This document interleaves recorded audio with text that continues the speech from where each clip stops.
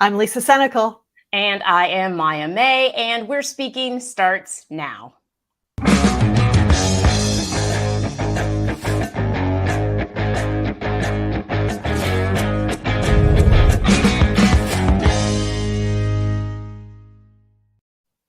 Wow. Hey, everybody. Welcome to We're Speaking. We are still standing. I feel like it's like, well, I'm still standing. Yeah. That's kind of, it just feels like we have gone, and everybody, I'm sure we're all feeling this.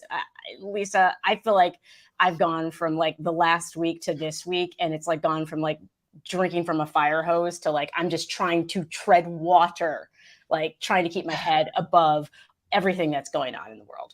Yeah, the head above the bullshit, which is so deep at this point. It's yeah, I'm starting to taste it. It's been a rough, It's been a rough week, and long time. we've been talking about like how to try to cope, and because it's like all the coping strategies and the mechanisms and the things that we've used might not necessarily be working. I'm curious, like, what are you doing right now to stay sane?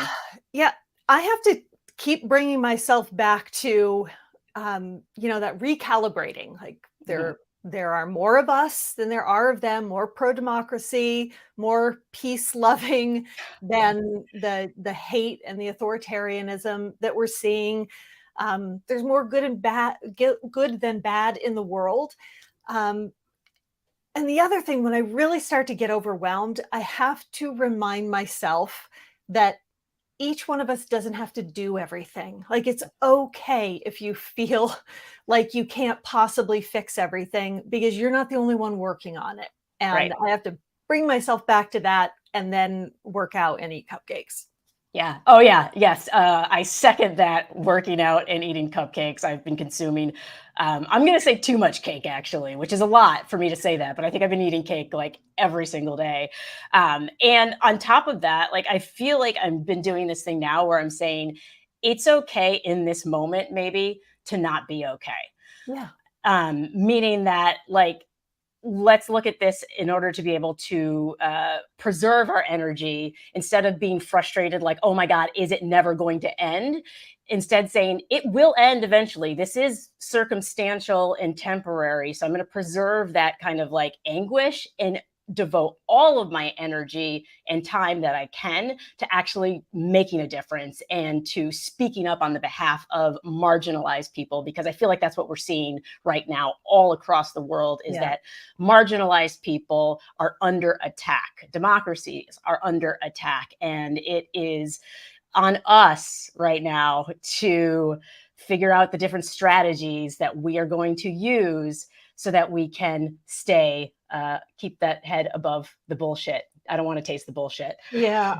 I'm so glad you talked about being able to say that you're not okay or feel that you're not okay, Mhm. because it's really easy to watch other people who seem okay all the time and then feel like you're somehow letting yourself down or letting other people down if you can't just always be energized and ready to do the next thing and not let it affect you.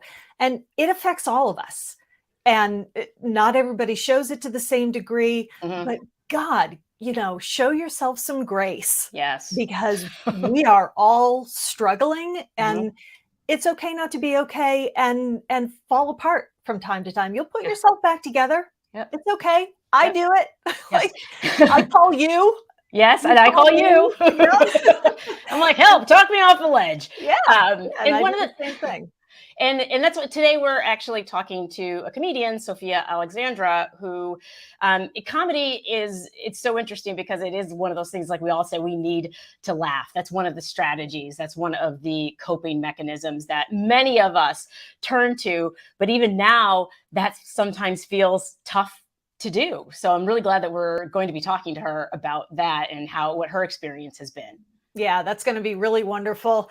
That ability to hang on to your sense of humor as an act of resistance is, such an interesting concept to me, so I definitely wanna talk to her about that. And when you just mentioned that, um, we have to find ways to cope through laughing.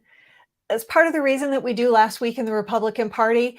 It's a lot. You can't laugh at all of it, but it is an outlet. And so let's take a look at this week's Last Week in the Republican Party.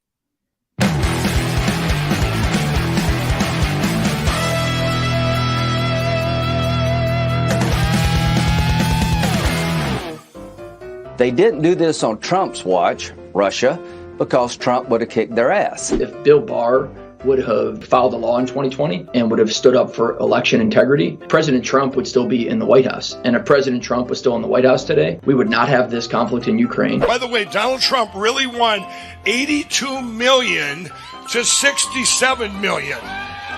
That's the real total. You ever see what happens in Los Angeles, where hundreds and thousands of tons of China garbage is floating? The tides bring it right. So we have nice, clean water. Wow. And you're not allowed to put your toe in the water, and yet you have 25,000 tons of garbage flowing in from China. Joe Biden is the Kurt Cobain of politics. He put a shotgun in the mouth of the American body politic, and the brains are on the wall. So it might be time for Joe Biden to let us know what Ketanji Brown Jackson's LSAT score was. Joe Biden found that standing for Ukraine was a really great applause line, so he just kept at it. When you say go get him, it's like an exit line.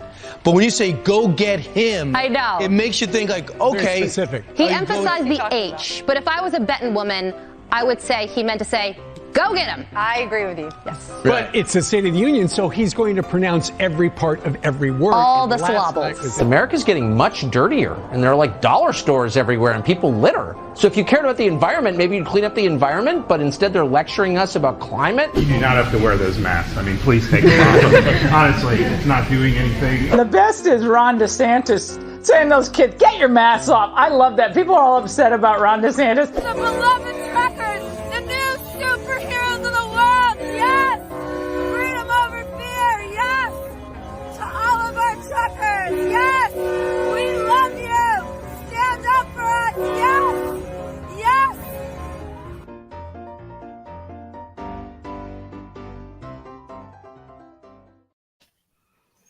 I don't know what was going on off camera for that woman at the truckers rally, but she was feeling it. That was very, she was feeling something. That's all I know. Yeah. I want to know though, what does Tucker Carlson have against dollar stores? Like what? Right. Where is that all?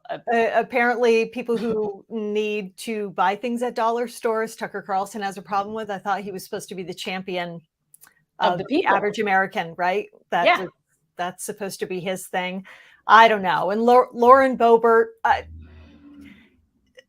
you can tell she's just so upset that Biden's numbers went up after his State of the Union address because of the way that he has handled the Russian invasion. Mm-hmm. So she doesn't want him to keep saying it. Well, it's not your time for choosing.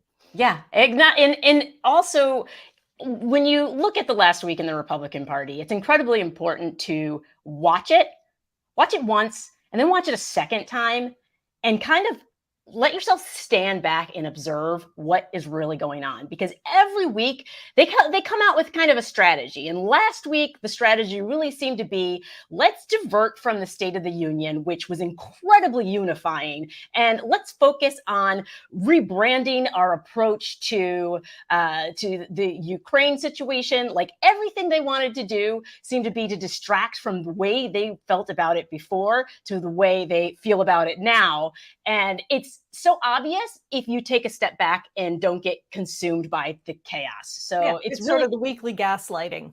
Like whatever we said last week, we no longer mean that any longer, and just forget about all of that. And we have to make sure that we don't, because it is a fire hose of stuff coming at us all the time. And it's really important to not be overwhelmed by it, but stay mindful of just the amount of harm that these people are causing. I mean, we ended that this week, almost ended it, with Ron DeSantis and what he is doing in Florida, what he is doing to LGBTQ youth in particular, is abhorrent. It is just monstrous and harmful and cruel, and he enjoys it. And he is not the only one, not the only Republican in office who has a, mission now to harm LGBTQ people and children in particular. Yeah.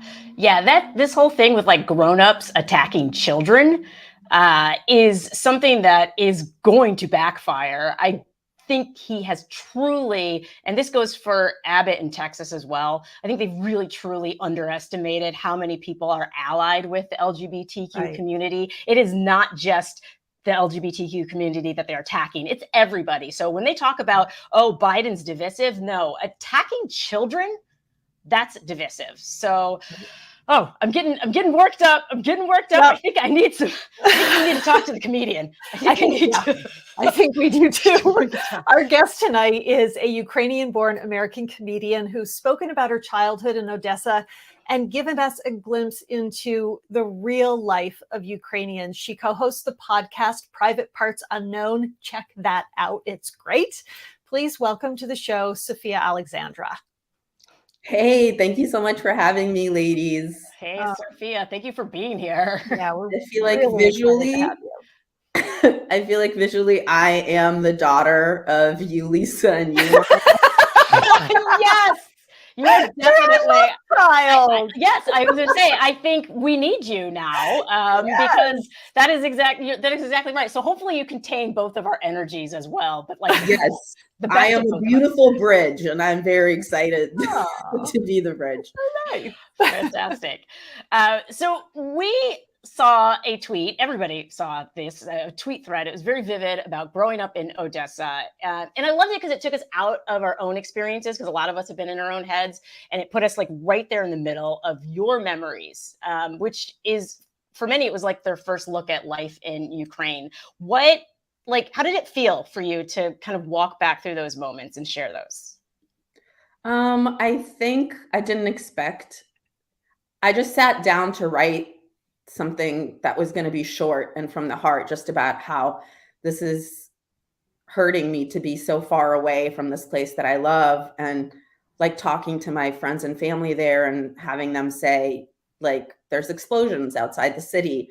And I just thought I would jump on and really quickly just be like, I know to most people, probably in the United States, Odessa, Ukraine is not a place that you've even heard of, much less been able to point on a map. I still feel like Americans probably don't really know where Ukraine is if they were hard pressed. And I don't mean that in a shady way. Ask me about a bunch of countries and where I can find them on a map. I'm not out here as a geopolitics, professor. I'm out here just as a regular person, and as a comedian, and as someone that just was deeply connected and is deeply connected to that place. But when I sat down to just write one tweet, I blinked, and it was hours later, and I was just kept adding to the thread and being like, and another thing. And then I'm like, you didn't even really touch on Ukraine. You just barely touched on Odessa. And I could have kept going. And I just realized, maybe the one thing that I can give people is a real sense of a place that they might not have ever thought about before. It was a really beautiful thread, and at times sad, and others very funny. Can you tell us, for the folks who haven't read the thread, and I recommend to everybody that you do go and read the whole thing through, because it's really wonderful, but can you give us a little bit of the flavor of what the tweet thread was, and what your years in Ukraine and your family and the people you love are like? Yeah, it would be my pleasure. So the number one thing I think is that Odessa is considered to be the capital of humor, which is a pretty incredible title. And one of the things that I love the most about it is there's a very special sense of humor that is really specific to the city. Одесское чувство юмора. It's a specific brand. And it is a combination, I would say, of a very Jewish sense of humor, but also with this very particular Odessa style of slang and hustle culture and really just like not giving a crap. And believe me when I say that every single person in Odessa is hilarious. Like, I know that sounds like I'm making it up, but I'm not. I was watching footage of like journalists recently just interviewing people about the war in the country. And I'm like, I can hear them translating, but I can also hear the Russian underneath. And I'm like, they are killing it right now. I want to open for them. Can I go on the road? Like, I will bomb me, because you guys are so funny. So that's kind of one of my favorite and best things. And a very classic Odessa joke is it true that people from Odessa answer a question with a question? Who told you that?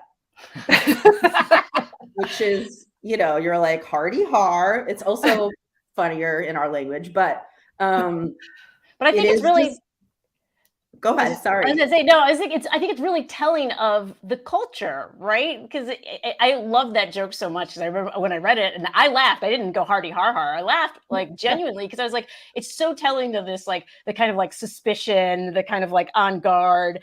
And do you feel like right now, as a comedian, and do you feel that it's partly because of this kind of comedic approach to life that everyone is so resilient? Because I'm seeing so much resiliency coming out of Ukraine right now. Yeah, I think one of the things that there's a little bit maybe of a disconnect between the way comedians are perceived in the former Soviet Union and the way that comedians are perceived in, say, the United States. It's not really like the people we admire aren't really celebrities per se. The people that we admire on like a really deep level are what we call Golos Naroda, which means the voice of the people. So that category is essentially artists and writers and, I mean, obviously journalists, but those tend to get poisoned or shot in the head or have acid thrown on their face and die from injuries. Basically, so the way that people have always resisted during, Soviet rule, during communism, the way people have resisted always actually is through this very seriously developed sense of humor and this joke culture.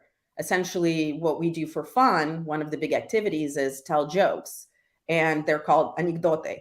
And there's this whole vibe of they are so lightning fast. Like they come out so quickly, just the way that you probably were shocked how quickly Ukrainian memes happened and how quickly Ukrainians started changing the signs on the roadways to like hilariously profane things to confuse the Russians. But the thing is, that is just like instinct. That is what people do. So the way to resist has always been to have artists like singers and comedians tell the truth. And they're the only ones that do. And at times that's been through coded language, where if you live in the country, you know exactly what the joke's about and it hits different. At times it's been through allegory. At times it's been through symbolism. But, the ways that people know what's going on is through that, and is also the way that they feel like we're not crazy. This is happening. This is real. And if we can laugh at it and through it, like we are going to make it. Yeah. Do you think that deep connection to comedy and art and comedians being truth tellers was part of the way that it was so easy for Ukrainians to connect with Zelensky when he decided that he was going to become a politician? I think that Ukraine's a really optimistic country in a way that perhaps wouldn't have happened if there wasn't a revolution, if there wasn't an independence movement. I think that gave the hope that, you know what, we can like do something different. We can start with someone different. instead of, say, Putin, who, has been trading places with his prime minister for the last 20 years and literally changed the law so he could do that, despite the fact that that was not something that the people wanted at all, because if they did, that would have been in the law. So, the fact that that was the alternative and that is where you're coming from, I feel like then when you look at Zelensky, you're like, he is a breath of fresh air. And I think the fact that he's deeply tied to the fact that, World War II is a huge tragedy in the Soviet Union in the former Soviet Union, in the way that it didn't make as big a mark necessarily here because so many more people died. And because of that huge loss, everyone knows someone who's died and everyone knows someone that fought. So that means that people are really tied to that history. And the fact that Zelensky's family, his grandparents are all tied to that also means a lot. So we've heard a lot that, Ukrainians, are Nazis. And it's like, Ukrainians hate Jews. And it's like, well, first off, everyone hates Jews. As a Jew, I'm so sorry to tell you. And it's why we left, but the point is you can't write off a whole country. And if you're trying to push the idea that a country that elected a Jewish comedian with ties to fighting the Nazis in World War II is actually a more Nazi place than a place ruled by Putin, like, I don't even know how you can say that without laughing. I love your dark sense of humor. It's so interesting to me because, seeing your comedic perspective and how it's been kind of shaped by your childhood, do you feel like there can be a lot to be learned? Because, in comedy, we say it's too soon. Do you feel like Americans have a lot to learn about what it means to use dark humor? Yeah, I think for us, there's just no separating the two. So it's kind of the funnier something is, generally the darker it is. I mean, I'll give you an example. My mom, we moved here when she was in her 40s and she had to learn English and start over and clean houses until she became a software engineer again.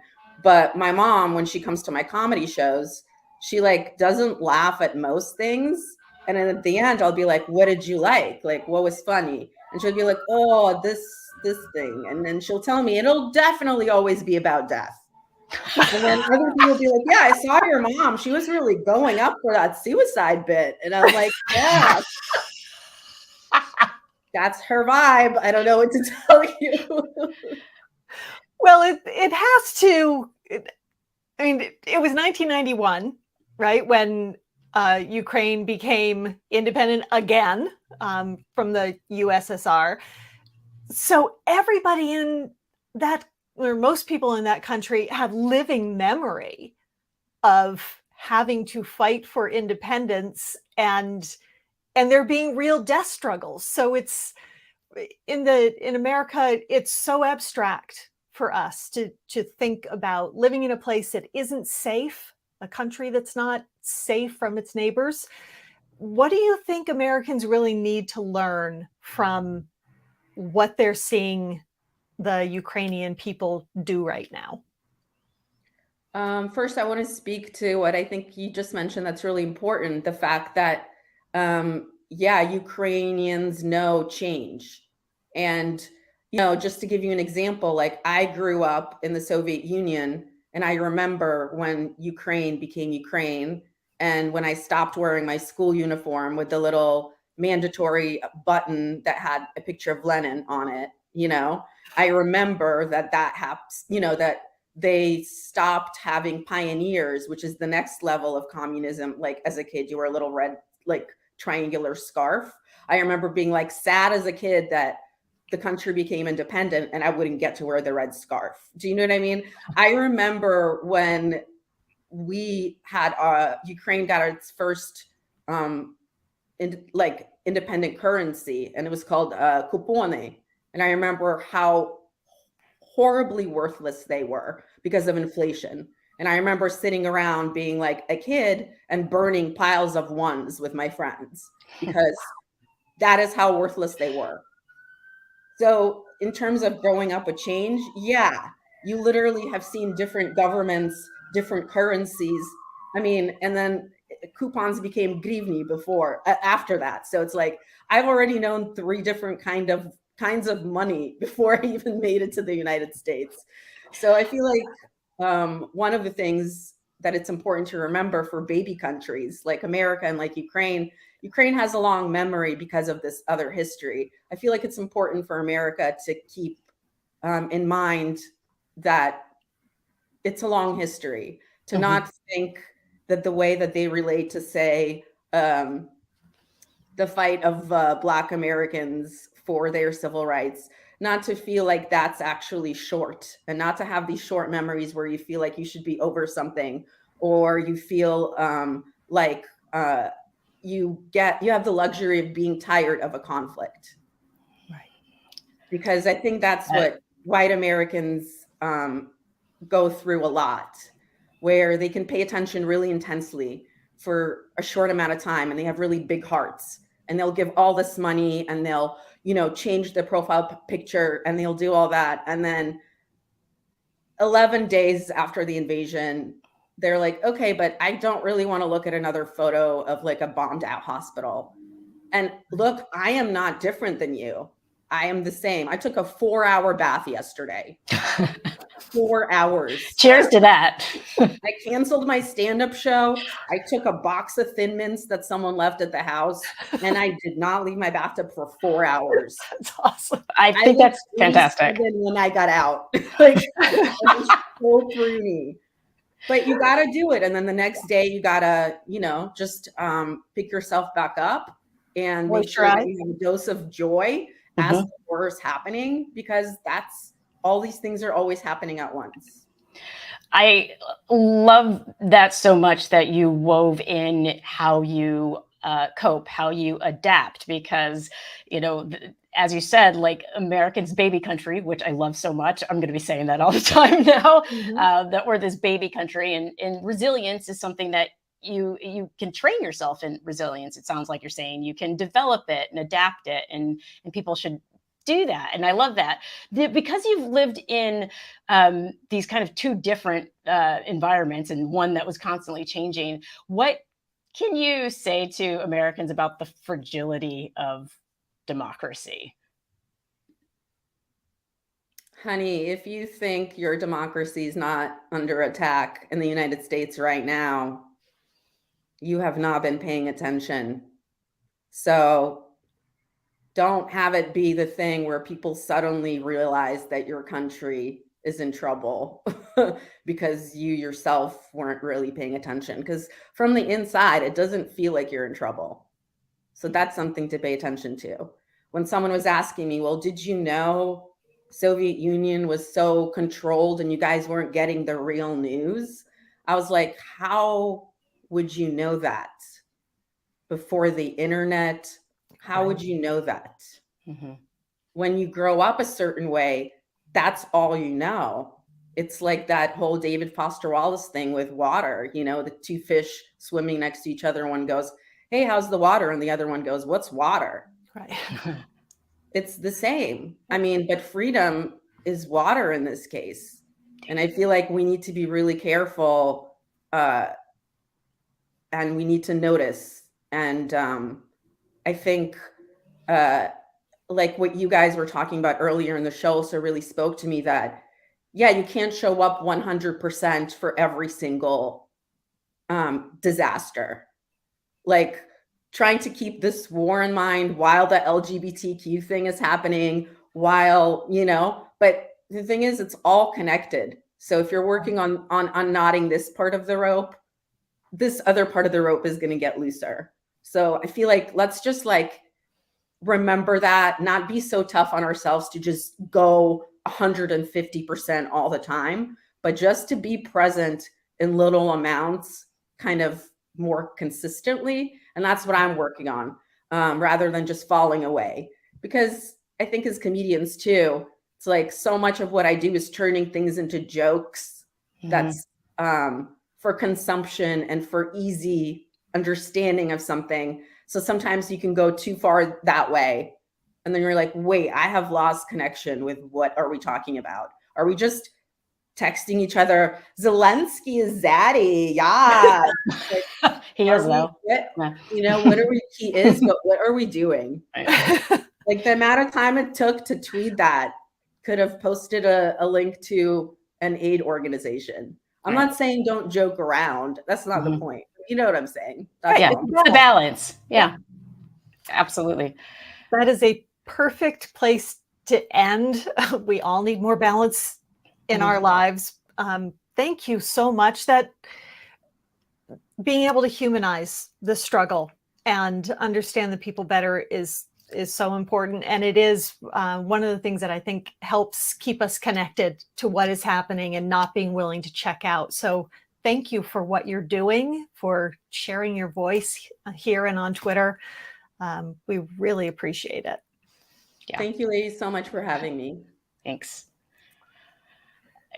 Such a breath of fresh air, truly, that balance, being able to address the true darkness. It's like going into the darkness and saying, hey, I'm going to light this up with my humor. But I'm also going to acknowledge that it is darkness, as opposed to just like, oh, we're going to just wash our hands with it, make some jokes and move on. And I think just even in this short amount of time, I'm seeing the huge difference of comedy that comes from that place. Like even as a comedian myself, I sometimes take for granted that I do comedy as a marginalized person. And so I forget that other people don't have that same approach to darkness. And so hearing her articulate it in such a way, it was like, oh yeah, because it's a survival thing. Right. And it's also like, you don't have the luxury of only looking at like the ha ha ha funny stuff. It's the dark stuff. It's all wrapped into one. And so I am so appreciative of hearing her perspective on that. It's incredible. Well, and I will say that it tends in, from what I have observed, it tends to be white Americans who get offended more easily by dark humor. And that might have something to do with the lack of struggle that a lot of us have had. So that coping mechanism of turning things dark and using that as a way to build resiliency, it's just not recognized at times, or seen as minimizing. But if you're encountering tough stuff all the time, you have to find ways to be adaptive. And that's what dark humor is. Yeah. And I think you all have the opportunity now, for everybody who hasn't, like right now is a time where I think the American public is starting to realize that resilience and adaptation, like right now, this is our opportunity to figure out that it's not something that we can just go, I'm done with. No, sorry. Yeah, we're going to keep looking at it because we have to, because we don't know when this is going to end. And we certainly have our own battle for democracy going in this country. So as much as we might want to be able to look away, we're not going to be able to do that. We've got to be resilient, but keep focused on the constant, as Tara Setmeyer would say, the constant fuckery going on, because recognizing the fuckery is how we fight back. 100%. And that's a perfect time to wrap up because Tara Setmeyer and Rick Wilson will be back tomorrow with the breakdown. So please check that out. They'll be joined by David Rothkopf, and we will see you next time.